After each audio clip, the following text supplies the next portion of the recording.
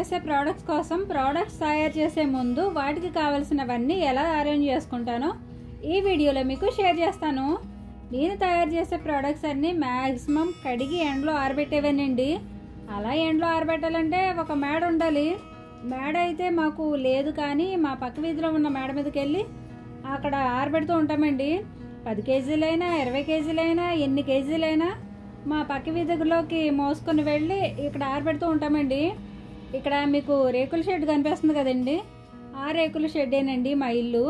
అక్కడి నుంచి మోసుకొని ఈ వీధిలోకి వస్తామండి. ఆహారమైన ఉండే ఇల్లు అయినా మన చుట్టూ ఉండే వాతావరణం అంతా కంటికి కనువిందుగా కనిపిస్తేనే తినేది తినాలనిపిస్తుంది, ఉన్న చోట ఉండాలనిపిస్తుంది. నేను వడియాలు మిరపకాయలు ఆరబెట్టే ఈ ఇంటి వాళ్ళు కూడా పరిశుభ్రంగానే ఉంటారండి. కాకపోతే నా అవసరం కాబట్టి ఇంకాస్త నీట్గా శుభ్రం చేసి వడియాలు అవి పెడదామని చెప్పి మేడ అయితే శుభ్రంగా కడిగేశానండి. ఆ రోజు ఉదయం సూర్యోదయం కాకముందే వచ్చి మేడంతా శుభ్రంగా తుడిచేసి వాటర్తో కూడా నీట్గా కడిగేశాను. ఇలా ఎందుకు కడుగుతున్నానంటే వర్షం వచ్చినప్పుడు మేడ మీద నాచు పడుతుంది కదండి, ఆ నాచు ఎండకి బాగా ఆరిపోయి సన్నని దుమ్ములా ఫామ్ అయ్యి అది గాలి వేసినప్పుడు వడియాల మీద పడుతుందని చెప్పి మేడంతా శుభ్రంగా కడిగేశాను.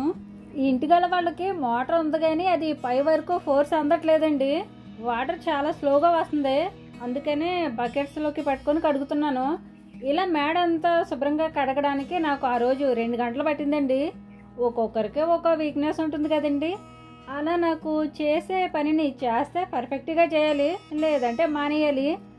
ఇది చాదస్తం అనుకుంటారో మూర్ఖత్వం అనుకుంటారో ఏమో తెలియదు కానివ్వండి, నేనైతే ఇలానే చేస్తాను. మామూలుగా నేను ఇంట్లోకైనా ఇలానే ఏ పని చేసినా నీట్గా చేసుకుంటానండి. మరి అలాంటిది నా మీద నమ్మకంతో ఆర్డర్ పెట్టుకునే కస్టమర్కి మంచి క్వాలిటీగా హెల్తీగా నా ప్రోడక్ట్ అందించాలి కదండి. అందుకనే నేను తయారు చేసే ప్రతి ప్రోడక్ట్ చాలా హైజెనిక్గా ఉండేలా చూసుకుంటానండి.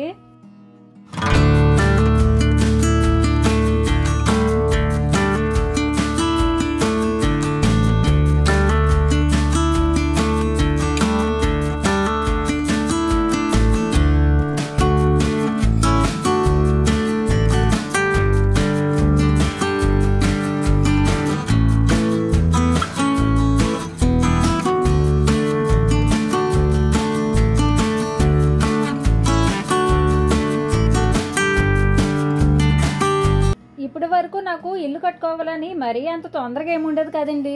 కానీ ఎప్పుడైతే ఆన్లైన్ బిజినెస్ స్టార్ట్ చేశానో ఇలాంటి ఇల్లు ఒకటి ఉంటే బాగుంది అనిపిస్తుంది.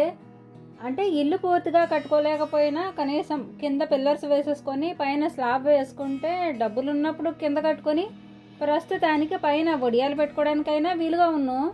కేజీ నుంచి 10 కేజీల లోపు మేడ మీదకి మొయ్యాలంటేనే ఇబ్బందిగా ఉంటుంది. అలాంటిది అవన్నీ పక్క వీధిలోకి మోసుకొచ్చి మళ్ళీ మేడ మీదకు మొయ్యాలంటే చాలా చాలా కష్టంగా ఉంటుందండి. అయితే నేను అదృష్టంగా ఫీల్ అవ్వాల్సింది ఏంటంటే మేడ మీద మేము ఎన్ని ఆరబెట్టుకున్నా కానివ్వండి, ఇంటిగల వాళ్ళు అయితే మమ్మల్ని ఏమీ అనట్లేదండి. మన వల్ల ఒకరు 10 రూపాయలు సంపాదించుకుంటున్నారంటే సమాజంలో సంతోషించే వాళ్ళు చాలా తక్కువండి. ఎందుకంటే మనం బాగుపడుతుంటే ఇంట్లో వాళ్ళే చూసి తట్టుకోలేరు. అలాంటిది బయట వాళ్ళు మంచిగా ఉన్నారు అంటే అది మా అదృష్టమేనండి. ఓకేనండి, ఒక రోజు ముందు మేడ అంతా శుభ్రంగా కడిగేశాను. తర్వాత వడియాలు పెట్టే క్లాత్స్ కవర్స్ అన్నీ నీటిలో 4-5 సార్లు శుభ్రంగా జాడించి ఎండలో ఆరేసాను. నీ బిజినెస్ నువ్వు చేసుకోసమా, కానీ వీడియోస్ మాత్రం వారానికి 2 అయినా పెట్టడానికి ట్రై చేయమని కామెంట్స్ పెడుతున్నారు. ఇలా నేను ఈ మే నెల మాత్రమే చేస్తానండి. జూన్ నుంచి మళ్ళీ వీడియోస్ నార్మల్గానే పెడుతూ ఉంటాను. ఇలాంటి పనులన్నీ వేరే వాళ్ళకి చెప్పి నేను వీడియోస్ చేసుకోవచ్చు, కానీ వేరే వాళ్ళు చేసే పని నాకు అస్సలు నచ్చదండి. వాళ్ళు చేసే పని చూస్తే వాళ్ళకి చెప్పే కంటే నేనే చేసుకుంటే బెటర్ అనిపిస్తుంది. తోమడాలు కడగడాలు అయితే కొంచెం ఎలాగోలాగా మేనేజ్ చేసుకోవచ్చు, కానీ కొన్ని పనులు బయట వాళ్ళతో చేపించుకోలేమండి. అలాంటి పనులు మన చేతులతో మనం చేసుకుంటేనే హాయిగా ఉంటుంది. అత్తయ్యతోనైనా అన్నీ చేపించనండి. నేను అన్నీ రెడీ చేసి అత్తయ్యకిస్తే అత్తయ్య చేస్తుంది. మీకు లెఫ్ట్ సైడ్ కార్నర్లో మేడ కనిపిస్తుంది కదండి, ఆ మేడేనండి మేము వడియాలు పెట్టేది. ఇక్కడి నుంచి అక్కడికి మోసుకొని వెళ్ళాలి. బహిరంగంగా కొన్ని విషయాలు సోషల్ మీడియాతో షేర్ చేసుకోకూడదు కానివ్వండి, త్వరలో మీకు కొన్ని విషయాలు షేర్ చేసుకోబోతున్నానండి. ఈ వీడియోలోనే మీకు చెప్దాం అనుకున్నాను, కానీ చెప్పే కంటే చూపిస్తూ చెప్తే నమ్మడానికి మీకు కూడా నమ్మసౌక్యంగా ఉంటుంది. మనిషికి ఓర్పు ఎంతవరకు ఉండాలో అంతవరకే ఉంటుంది. లిమిట్ దాటిందంటే ఓర్చుకోవడం కూడా కష్టమేనండి. భరించినన్నాళ్ళు భరించాను, ఇక భరించే ఓపిక నాకు లేదు. ఎవరు ఏమనుకున్నా, పాజిటివ్గా తీసుకున్నా నెగిటివ్గా తీసుకున్నా, నేను ఫేస్ చేసినవి, ఆల్రెడీ ఫేస్ చేస్తున్నవి అన్నీ షేర్ చేసుకుంటాను. ఓకేనండి. ఇక్కడ క్లాత్స్ వాష్ చేసేసి ఆరబెట్టాను కదండి, అవన్నీ వడియాలు పెట్టడానికి మాత్రమే కాదండి, మల్టీగ్రెయిన్ ఆటా పట్టించినప్పుడు చిరుధాన్యాలు కడిగి ఆరబెట్టడానికి, దోశ మిక్స్ పౌడర్కి కావాల్సినవి కడిగి ఆరబెట్టడానికి, ఇలా ఎండలో ఆరబెట్టేవన్నీ ఆరేయడానికి వాడుకుంటూ ఉంటాను. వాడేసిన తర్వాత అవన్నీ నీట్గా వాష్ చేసుకొని ఎండలో బాగా ఆరబెట్టి అన్నీ నీట్గా మడతపెట్టి ఒక జ్యూట్ బ్యాగ్లో పెట్టి అవసరం వచ్చినప్పుడు వాడుకుంటూ ఉంటాను. చాలామంది చాలా వరకు బయట ఫుడ్ తినాలంటే భయపడుతూ ఉంటారు. కష్టమైనా నష్టమైనా ఇంట్లోనే చేసుకుని తింటారు తప్ప బయట ఫుడ్ మాత్రం ఇష్టపడరు. నేను కూడా అంతేనండి. బయట ఫుడ్ తినాలంటే అస్సలు ఇష్టపడదు. కొన్నిసార్లు తప్పదు అని తినాను అనుకోండి, కరెక్ట్గా అదే టైంలో తింటుంటే ఏవేవో జ్ఞాపకం వస్తూ ఉంటాయి, అస్సలు తినాలనిపించదు. అంటే ఏమనిపిస్తుంది అంటే, చేసేవాళ్ళు నీట్గా చేశారో లేదో, స్టోర్ చేసే ప్లేస్ అంతా ఎలా ఉందో ఏంటో, హ్యాండ్ వాష్ చేసి చేశారో లేదో, కొంచెమైనా పరిశుభ్రత పాటిస్తున్నారో లేదో, ఇలా రకరకాల డౌట్స్ వస్తూ ఉంటాయన్నమాట. ఇలా ఆలోచించే వాళ్ళు నా దగ్గర ఆర్డర్ పెట్టుకునే కస్టమర్స్ కూడా ఉంటారు. కాబట్టి నా కస్టమర్స్ అయితే అలాంటి భయాలు ఏవి అవసరం లేదండి. మీరు మీ ఇంట్లో ఎలా అయితే చేసుకుంటారో నేను కూడా మీకు అలానే చేసి అందిస్తానండి. ఏ విషయంలో కూడా మీకు ఎలాంటి అనుమానం వద్దండి. టేస్ట్ అయితే నచ్చడం నచ్చకపోవడం అది మీ ఇష్టం అనుకోండి, కానీ తయారు చేసే ప్రాసెస్ మాత్రం నీట్గానే ఉంటుందండి. ఓకేనండి. ఇక చల్లమిరపకాయలు ఏ విధంగా తయారు చేస్తానో చూసేయండి. మార్కెట్ నుండి తెచ్చుకున్న చల్లమిరపకాయల్లో కొంచెం ఉప్పు వేసి నీటిలో 5 నిమిషాలు ఉంచుతానండి. ఇప్పుడు పండించే వాటికి పెస్టిసైడ్స్ ఎక్కువగా వాడుతున్నారు కాబట్టి ఫస్ట్ వాటిని సాల్ట్ వాటర్తో కడుక్కుంటే మంచిది.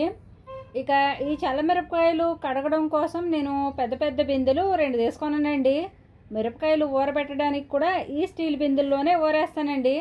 ప్రీవియస్ వీడియోలో ప్లాస్టిక్ లేని నా వంటలు చూశారు కదండి. ఇంట్లో అవసరాలకి ప్లాస్టిక్ ఎలా వాడనో అలాగే బిజినెస్కి సంబంధించి కూడా ప్లాస్టిక్ వాడనండి. ప్రతి వీడియోలోని ప్లాస్టిక్ గోలేంటి సుమా అని తిట్టుకోకండి. మన భూమి చాలా ప్రమాదంలో ఉందండి. ఓవైపు గ్లోబల్ వార్మింగ్తో మండిపోతుంటే ఇంకోవైపు ప్లాస్టిక్ భూతంతో ఈ భూమి నాశనం అయిపోతుందండి. స్వచ్ఛమైన గాలి పీల్చుకోవాలన్నా, మంచి ఆరోగ్యం కావాలన్నా అంతా మన చేతుల్లోనే ఉందండి. వీలైనంత వరకు ప్లాస్టిక్ వాడకాన్ని తగ్గించుకొని పర్యావరణాన్ని రక్షిద్దాం. మన ముందు తరాలకు ఆస్తుల కంటే ఆరోగ్యాన్ని ప్రసాదిద్దాం. నేను ఒక విషయానికి చాలా ఆశ్చర్యపోతూ ఉంటానండి. అదేంటంటే, చాలామంది నేచర్ని ఎంజాయ్ చేయడానికని ఏవో ఒక టూరిస్ట్ ప్లేస్లకు వెళ్తూ ఉంటారు కదండి. అలా ఎంజాయ్ చేయడానికి వెళ్ళిన వాళ్ళు అక్కడుండే ప్రకృతిని చాలా హ్యాపీగా ఎంజాయ్ చేసి కూడా తీసుకువెళ్ళిన ప్లాస్టిక్ కవర్సు, ప్లాస్టిక్ బాటిల్స్ ఆ ప్లేస్లోనే వదిలేస్తూ ఉంటారు. వెళ్ళిన వాళ్ళకి నేచర్ అంటే ఇష్టమే, నేచర్తో స్పెండ్ చేయడము ఇష్టమే, కానీ నేచర్ పట్ల కొంచెం కూడా బాధ్యతగా ఉండరండి. మీరు గమనించండి, మనుషులు లేని చోట ప్రకృతి చాలా అందంగా ఉంటుందండి, కానీ మనుషులు ఉన్న చోట ఎంత సుందరమైన ప్రదేశమైనా సరే చెత్త కుప్పలాగే తయారవుతుందండి. ఈ చెత్త కుప్ప భూమి మీదే కాదండి, స్పేస్లో కూడా పేరుకుపోతుందట.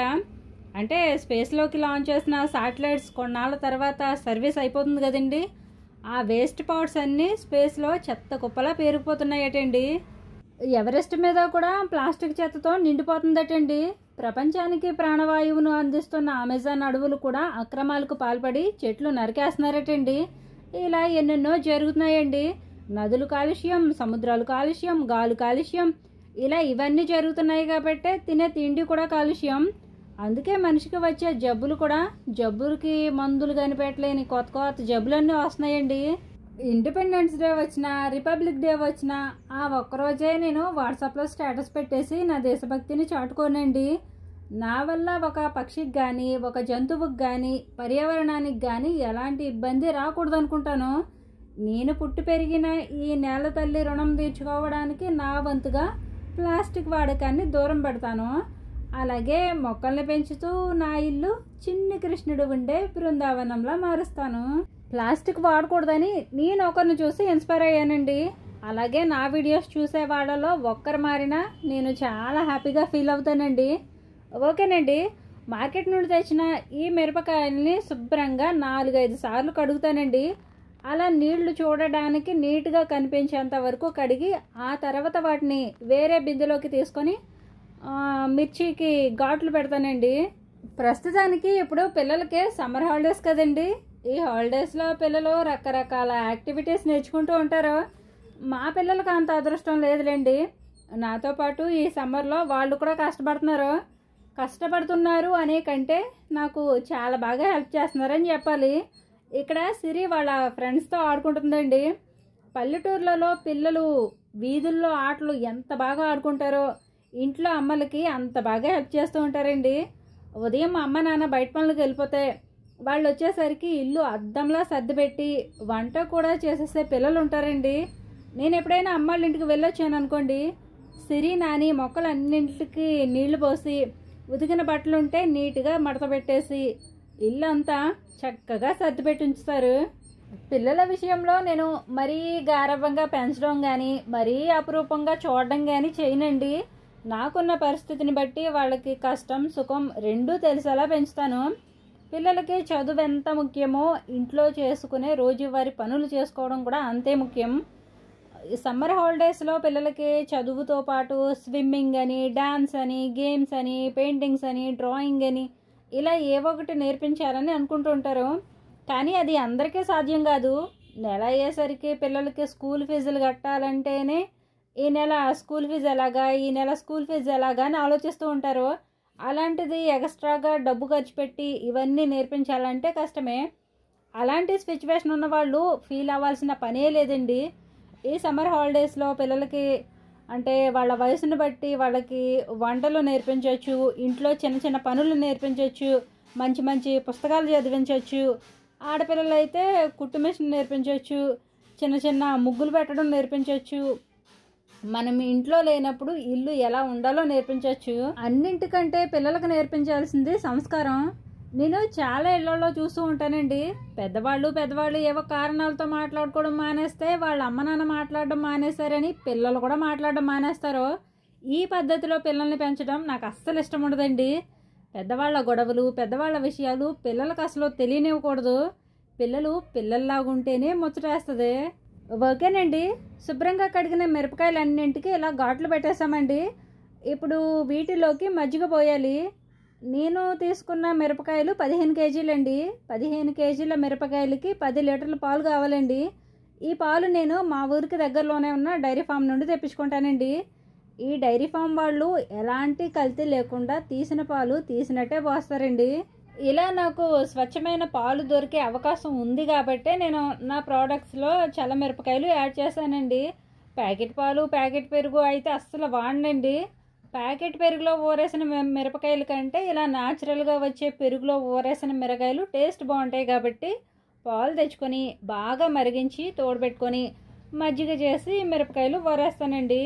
మీలో ఎంతమందికి చెద్దన్నం తినే అలవాటు ఉందో ఏమో తెలియదు కానండి, చెద్దన్నంలో ఆవకాయ పాత నంచుకొని తింటే ఎంత కమ్మగా ఉంటుందో, అలాగే పెరుగన్నంలో ఇలా ఊరేసిన చల్లమిరపకాయలు తింటే ఆ టేస్ట్ అద్భుత. ఇక ఇలా మజ్జిగలో 3 రోజులు మిరపకాయలు ఊరేసిన తర్వాత 4వ రోజు మిరపకాయలని మజ్జిగలోంచి తీసి ఎండలో ఆరేస్తామండి. పాలు దొరుకుతున్నాయని ఈ చల్లమిరకాయలు చేస్తున్నాను కానండి, ఏదో కారు తాళాలు దొరికాయని కారు కొన్నట్టు అయిందండి. ఈ మిరపకాయలు తయారు చేసే ప్రాసెస్ చాలా కష్టమండి. పాలు తెచ్చుకొని మరగబెట్టుకొని చల్లారబెట్టుకొని పెరుగు తోడుపెట్టుకొని మజ్జిగ చేసుకొని మిరపకాయలు తెచ్చుకొని వాటికి అవి కడుక్కొని ఘాట్లు పెట్టుకొని అవి ఊరేసి ఎండలో వేసి సాయంత్రం మళ్ళీ మజ్జిగలో వేసి చాలా కష్టమండి. పైగా ఇవన్నీ మా పక్క వీధిలోకి మోసుకొని వెళ్ళాలి. కానీ ఏం చేస్తామండి, కొన్ని కావాలి అనుకున్నప్పుడు ఇలా కష్టపడడం తప్పదు. ఓకేనండి, ఈ వీడియోలో మీకు చల్లమిరపకాయలు ఎలా ఊరేస్తామో చూపించడంతో పాటు ఎంత పరిశుభ్రంగా తయారు చేస్తామో చూపించాను. ఇలా మేము తయారు చేసే కారాలు, పసుపు, పిండ్లు, వడియాలు, అటుకులు అన్నీ ఇదే విధంగా తయారు చేస్తామండి. ఇది పచ్చళ్ళ సీజన్ కాబట్టి మా దగ్గర పచ్చడి కారం కూడా ఉంటుందండి. పచ్చడి కారానికి పట్టే మిర్చి కూడా నీట్గా తొడియాలు తీసేసి దుమ్ము ధూళి చెరిగేసి ఎండలో బాగా ఆరబెట్టి కారం పట్టిస్తామండి. ప్రస్తుతానికి ఆ రోజు చల్లమిరపకాయలు, పసుపు, మల్టీగ్రెయిన్ ఆటా కోసం చిరుధాన్యాలు అన్నీ శుభ్రం చేసి ఎండలో ఆరబెట్టానండి. మా దగ్గర తయారు చేసే పసుపు అయితే మీరు నోములకి, వ్రతాలకి, అన్ని రకాల పూజలకి, వంటలకి అన్ని రకాలుగా వాడుకోవచ్చండి. పీరియడ్స్లో పసుపు ముట్టుకునే ఛాన్సే ఉండదండి. నార్మల్గా ఉన్నప్పుడు మాత్రమే పసుపు పట్టేస్తాను. అందులో మీకు ఎలాంటి అనుమానం వద్దండి. ఈ వీడియోలో మీకు వడియాలు పెట్టే ప్రాసెస్ కూడా చూపించవచ్చు అనుకున్నానండి, కానీ ప్రస్తుతం వాతావరణం బాగాలేదని వడియాలు పెట్టలేదు. అయినా ఏంటోనండి, భారీ ఎండలు కాసే టైంలో భారీ వర్షాలు కురుస్తున్నాయి. ఇప్పటి వరకు అకాల వర్షాల వల్ల రైతుకే కష్టం అనుకున్నాను, కానీ వ్యాపారం చేసుకునే వాళ్ళకి కూడా కష్టమేనని ఇప్పుడే తెలిసింది. ఓకేనండి, వీడియో లాస్ట్ వరకు చూసిన తర్వాత ఈ వీడియోపై మీ అభిప్రాయం ఏమిటో కామెంట్ చేసి, మీకు ఈ వీడియో నచ్చితే లైక్ చేయండి. మీరు ఇచ్చే లైక్ నాకు చాలా చాలా హెల్ప్ అవుతుందండి. నచ్చితే మాత్రం తప్పకుండా లైక్ చేయండి. మరో మంచి వీడియోతో మళ్ళీ వస్తాను. ఉంటానండి. నమస్తే.